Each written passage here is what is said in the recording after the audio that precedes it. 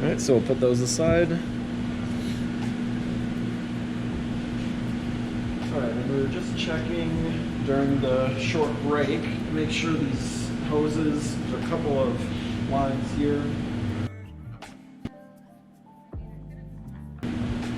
They go into the intake, a couple of coolant lines, a couple of vacuum. That one's actually going to come with us, so we take it off. Same with this one. Oh, that was the snap that I heard during the break. The hose. This is another one of those, like, you know, rubber hose that has just become. Oh, the camera's on this side. I'm looking over here.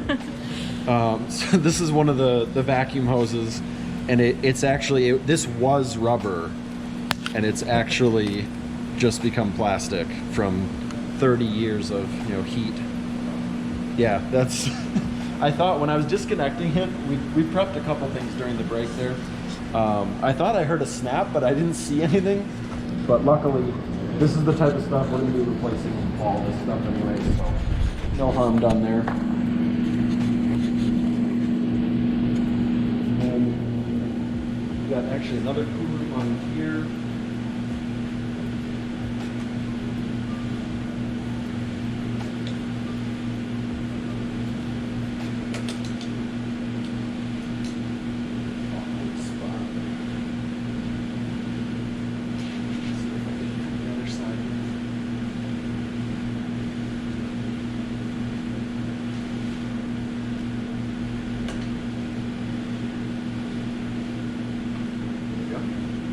So what this is, actually I'll turn this so you can see here. So we've got the intake manifold here, and what we're doing is just disconnecting a couple of these lines and hoses. This is a coolant line that actually routes through the intake manifold. Pretty common on most cars, honestly. And then this is the idle control unit, IACV. And so this basically has a solenoid in here that controls the idle speed via the computer. So that plugs in here. And then this is actually really common, is it actually runs coolant right directly into the idle controller. And my understanding of that is essentially if you're driving, you know, minus 20 degrees out, that you could potentially get condensation and this would freeze up and then not work properly. And so they run hot coolant through it, basically just to make sure that it doesn't collect condensation and freeze up. This is another one of those types of things that on race cars, you know, this turbo build that we're doing, with these type of coolant lines, we would just route back and sort of bypass. Because ultimately what you're doing is you're putting, you know, 200 degree hot coolant into the intake manifold, generating more heat in a place that you really don't want it. And this is not the type of car that we expect to be driving at, you know, minus 20 degrees Fahrenheit, even in Michigan. Maybe. Was that? Maybe some. Maybe. So that hose is clear. A couple of these other vacuum lines. I think everything is actually clear that we can take off the intake manifold itself.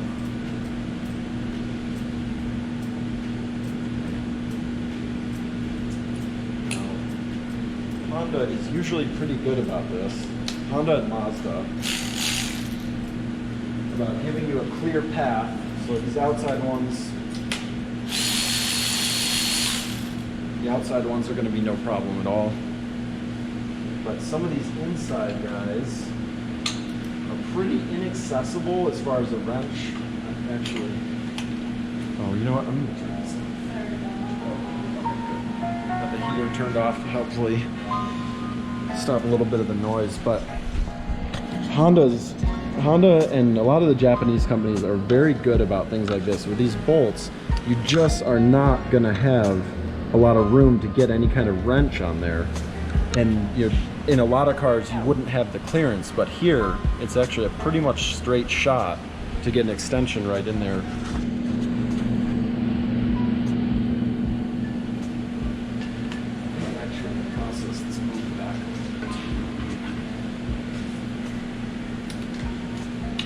So with a long extension, it's actually pretty much a straight shot.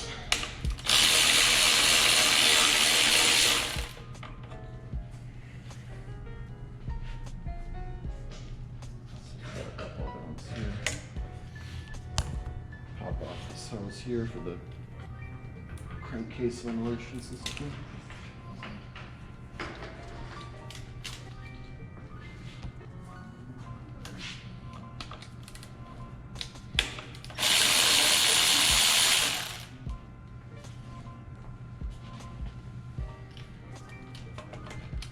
Now this one we're going to need just a little bit of a swivel.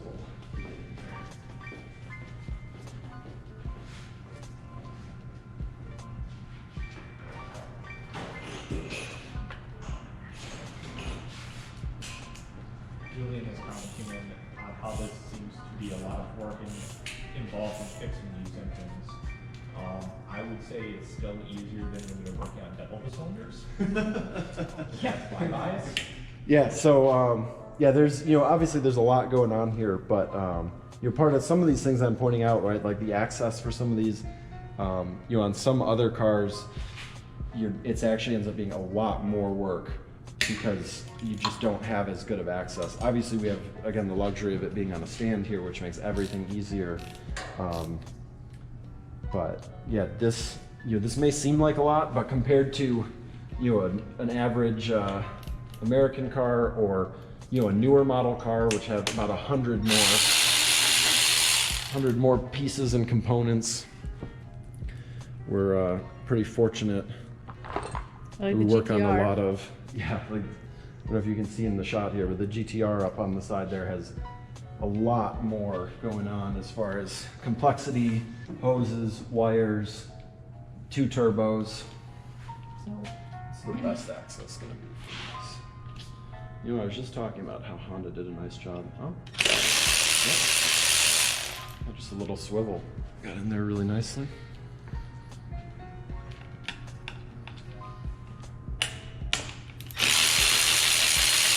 And yes, thank you, Kasha, because I think that was the last one. I may have dropped it right on the floor. All right, so is everything free? There we go. All right, so now this is where we can start to get into, you know, everything that we've seen so far has been pretty clean. You look pretty nice. Oh, we got a couple of, oh, are these the spacers Yeah. for the fuel rail.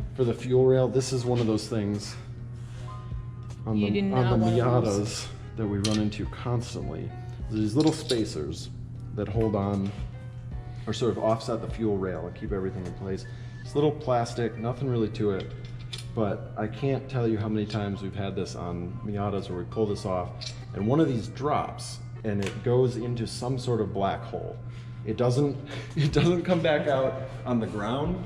We look all through, we've gone through it a couple times, and it's not even just us. We've had customers, you know, we've sold a couple of these that we had spare from other engines, and you know, they have the same story, that it falls, they look all underneath the car, you know, everywhere. We've gone like blowing compressed air, trying to find, like, you know, shoot it out somewhere, and I don't know what the deal is, but they Ironically enough, I had the same thing happen with my 240. Had to buy new ones. and it's just, it's not anything, it's just a little plastic spacer, kind of like a washer, but it's a very specific size and shape, and if you get the wrong size, it's just not going to, it's not going to hold the fuel rail in the right spot and I make think it a we leak. need a new gasket. Yeah, intake manifold gasket, pretty common here. Very satisfying. Yeah, these, you know, again, another, you know, 30 years of, you know, plastic and rubber, and what happens is it just gets baked, all the, you know, oils and chemicals in there that allow it to be flexible, just, they just go away. And that's, you know, not uncommon for vehicles of this age, but it is a very satisfying crunch. Yeah, what's more concerning is it looks like these started out as paper. They weren't even plastic. I to don't begin think with. so. There's a couple different paper coated ones. A lot of newer cars use metal ones, but yeah. And so you can see here, Kasha, can you put the camera down here? Get the light in there. So now this is where we're starting to see, you know, some signs of age. If you look down in there, you can see, and Drake, if you want to come over, you can see this. So there's all this sludge. I mean, you can see there's just filled up in there. And what most of that is is from the crankcase ventilation system. And so that actually gets into kind of a little more detailed discussion than maybe I want to go into for today. But essentially the crankcase pressure gets vented and it goes back into the intake manifold. And what can happen, and is actually very common, is you get just little tiny bits of oil that come out with those vapors. It's mostly just vapor left over from the combustion process. And what happens is, there's just those tiny bits of oil end up in the intake manifold, and the idea is that it would go, and get sucked into the cylinder and get burned and then go through the catalytic converter and, get all cleaned out and all the greenhouse gases, all that stuff, versus just being vented to the atmosphere. And so that's one of the, one of the things that with modern cars is, the EPA is very particular about keeping any kind of vapors from going into the atmosphere. They prefer to go back through the engine, get it burned, catalytic converter, and then what comes out the tailpipe is considerably more acceptable to them. But the end result is you end up filling your whole intake manifold with oil vapor, and there's probably some, it's not too bad. Let me put the camera down here. It's not too bad through here, but what happens is where all that starts is from this breather hose right here. This comes off of the crankcase from this box here, and then that goes into the intake manifold. So from here down, it kind of coats it with oil, and that's another one of those things that for race cars and performance applications, and I mean, I would almost recommend it on street cars, just so you don't get in a situation like this, is that you vent that off to like a catch can, or somewhere, so it doesn't just spill on the ground, but that it's not going back through your engine and coating. So it gets down in there on the valves, it kind of gets all over everything, and it makes the EPA happy, but it's actually incredibly common on high mileage cars that you just get a ton of crap in here. All right, so there's the intake manifold. So we got that out of our way. Commentary from the peanut gallery. What's up? Wouldn't having any kind of flow restriction from say sludge in your intake affect your overall horsepower? Yeah, it can affect horsepower having that sludge in there, and really the bigger effect on horsepower will be if that gets down on the actual surface of the valves, where the valves seal against the head.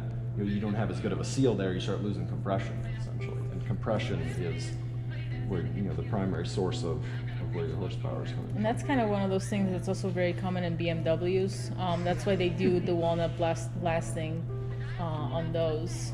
Yeah. They're especially bad. Yeah, and you can kind of see actually here, if you look down in, the actual ports going into the engine are not as bad as how that intake manifold looked. And the reason for that is that the fuel injector sits right here in this little pocket kind of there. The fuel injector points right down in there, and the fuel is an extremely good solvent, and so the fuel will clean up some of that, but anything upstream doesn't get any cleaning effect. And so the point about the BMWs and a lot of direct injection cars is when you have the fuel injector actually inside of the combustion chamber, then you don't get any of that cleaning effect. So this is kind of a pretty perfect example of this, where, I mean, it's actually not that dirty in here. Most of it's all in the intake manifold itself, so that's good. If you're looking to fetch a couple extra horsepower from your build, just keep those clean. Yeah, makes a big difference. All right, so from here, sort of dealer's choice, we can either pull the cylinder head off right now, or we can pull the oil pan and see what's going on down there. All right, guys, time to vote. I'm thinking since we got it in this orientation here, we'll pull the cylinder head off to start. Just sort of double checking. Oh, a little bit of drip still going. We did our best actually before this video, spun the engine all the way upside down several times, and because oil just gets trapped and cooling in all the passages, And actually earlier today when we were kind of prepping for this, it just pours all over the place. It's kind of just how engine teardowns are gonna go. But we tried to do as much of that as possible to keep that, to be able to clean it up before we continued, so.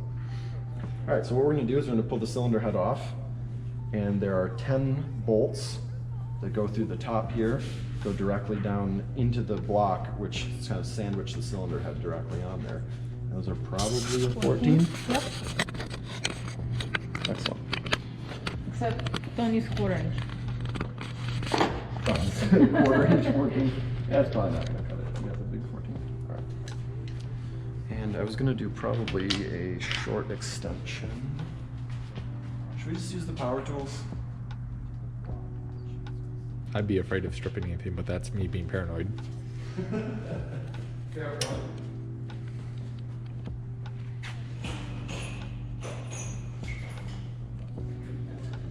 Well, what I'm going to do is just crack them all loose. And there is an order to this. I will say that with the caveat, it's not quite as critical when you're installing it. Doing it in the right order is incredibly critical to getting the head to seat flat. And the idea is when you remove the head, you do the opposite order. So you'll see we'll start at the outside and kind of work our way in.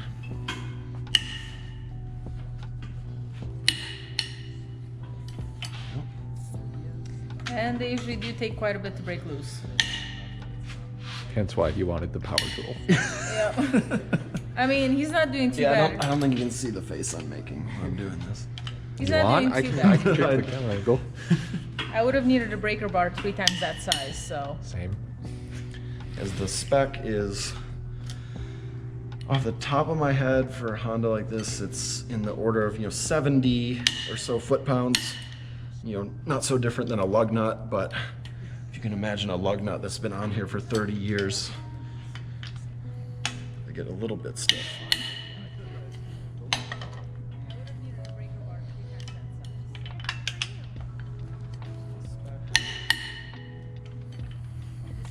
And then we just wait for the burnt popcorn stench. Yeah, this is, we were talking about it earlier, that certain parts of these motors open up and there's just this like rotten smell from just air being trapped in there all this time. Or the oil. Yeah, it's like as soon as you crack these bolts, it's usually when you start to get it. Am I just blind? Oh, it's down there.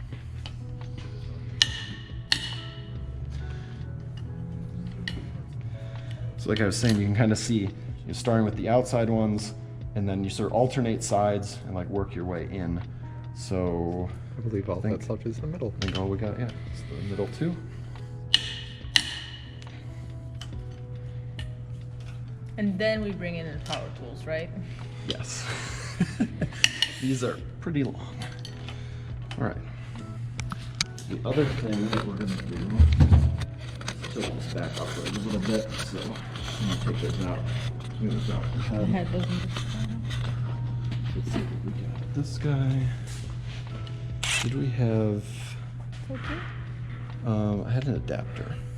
Oh, there. Yeah, some of these sockets down here are a little tight, so we use a chrome socket to get down in there. And maybe that extension that I had as well.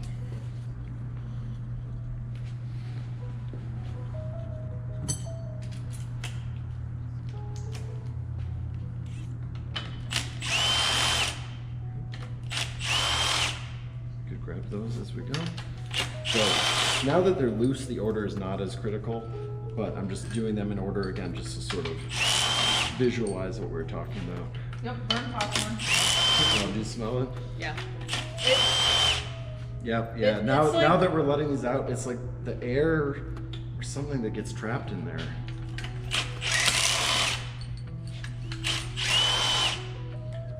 Yep, and then down to the middle two.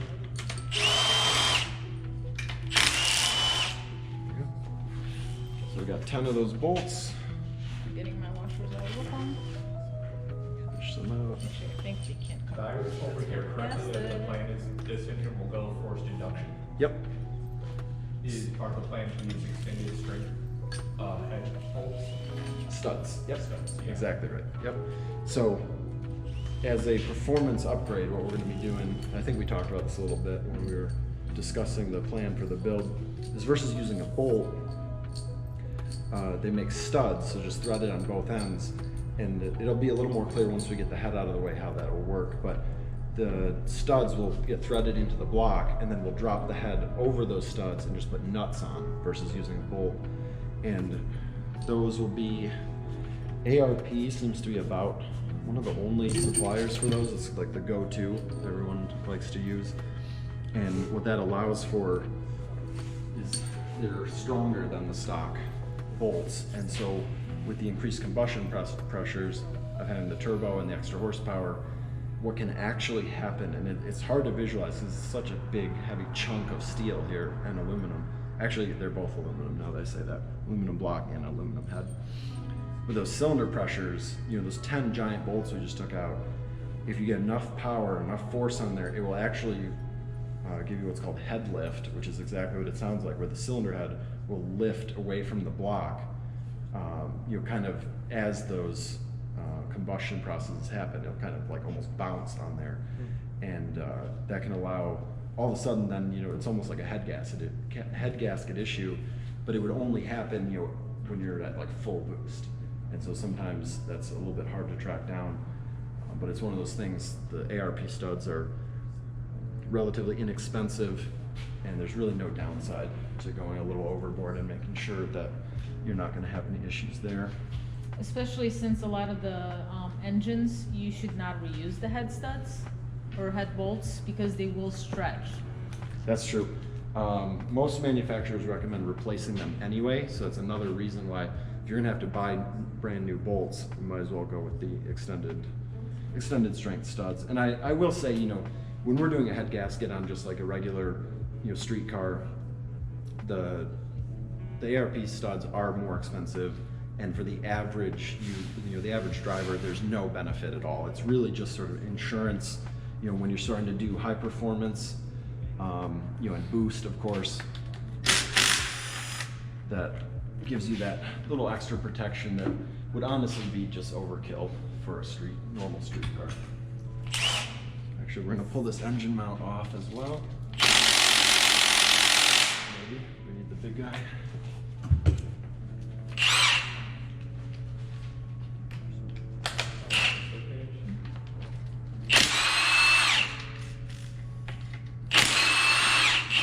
So what I'm doing here is there's a little plastic cover that's part of the timing belt assembly.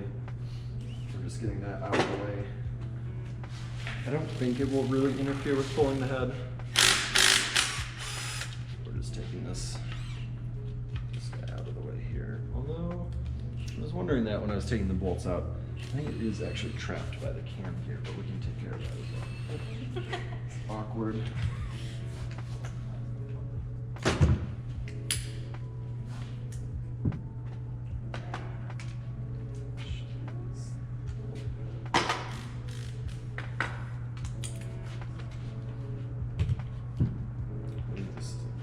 Just a smidge. Yeah, I was just gonna pull the cam gear off.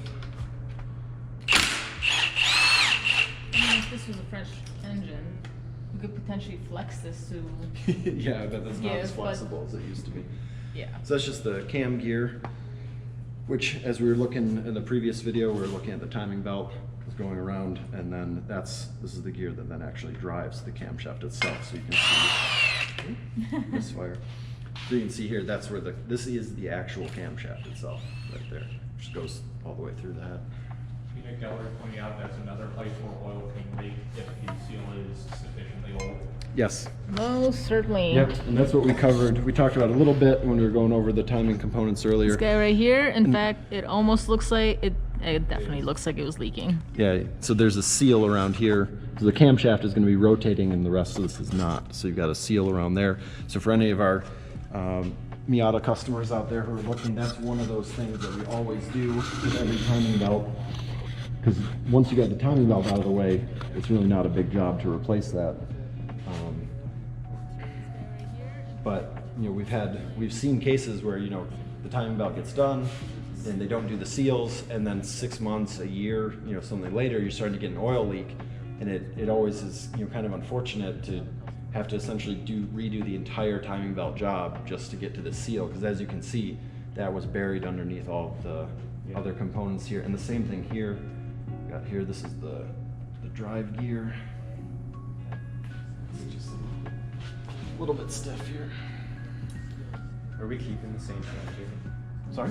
Are we keeping the same cam gear on You need the muscles for this again? I do need the muscles for this. I think it just has a little bit of corrosion on it. Muscles. So that's a good question. There are adjustable timing gears that are available, and there is some benefit to that, being able to kind of fine tune that. Yeah. Typically, that's not something, like for example on my D series build that I did, that's not something that I replaced. Yeah. You know, it's one of those, if you plan on adjusting, and I guess I should backtrack a little bit. For a stock camshaft, there's basically no benefit. Because basically it's set up the way that, you know, Honda wants all that stuff timed. If you're doing an aftermarket cam, then it makes it a little more interesting if you want to change the angle of that just slightly. Okay. But again, the other nice thing about that is this is something that's pretty accessible, you know, with the engine in the car. So that's one of the bigger measurements when we're doing a build, you know, trying to decide if we're going to go, you know, all out with everything right off the bat, or if we're, you know, sort of approaching it a little more of a budget in mind. You know, a lot of cases we'll look at, is this something that's easy to do after the fact? You know, things like upgraded oil pumps. I was actually just talking to Corey about this before the video started. Is we're looking at doing a build for his engine, and an upgraded oil pump is something that I did spec out for this build, and it's a massive job to try and do it once it's in the car, and so that's something I definitely would not skip over on a high performance build. As you can see, very similar situation here. So this is the crankshaft, and then you got the seal around the outside of it. So again, that's part of when we do our timing belt jobs. We always get in there and get down to that seal to make sure that that doesn't crop up as an issue, you know, down the road.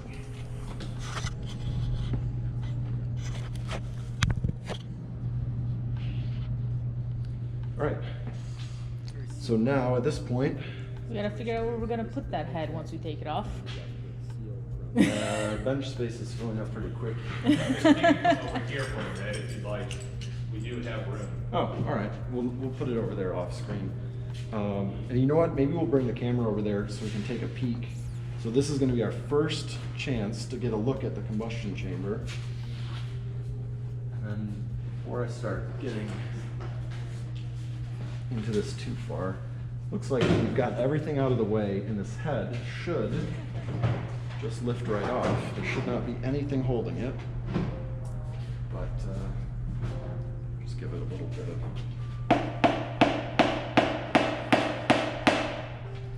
bit of encouragement. Get this out of the way. So this is like what we were talking about with the gaskets. So on the exhaust side, because of the heat, it's very common that it would be a metal gasket, which these are theoretically reusable, but for about $9, I've never found any real reason to reuse it unless you're really desperate. Alright, so unless I'm missing anything,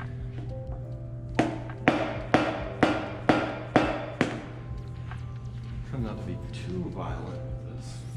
Alright, based on how this is coming off, are we betting that it's an MLS gasket? Oh, that's a good question.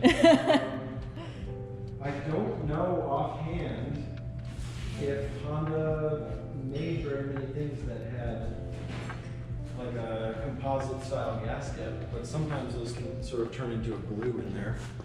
Yeah, that's exactly, I was thinking maybe. Yeah, I'm not gonna break the tip of this. Oh, Did that go? Yeah. I'm sure if it slipped or. Alright, so now that should come off nicely.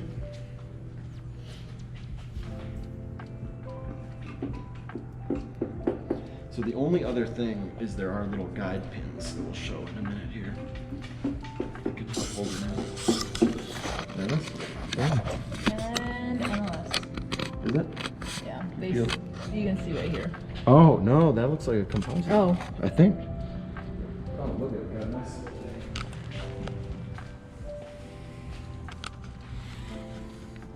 So this is the head gasket itself.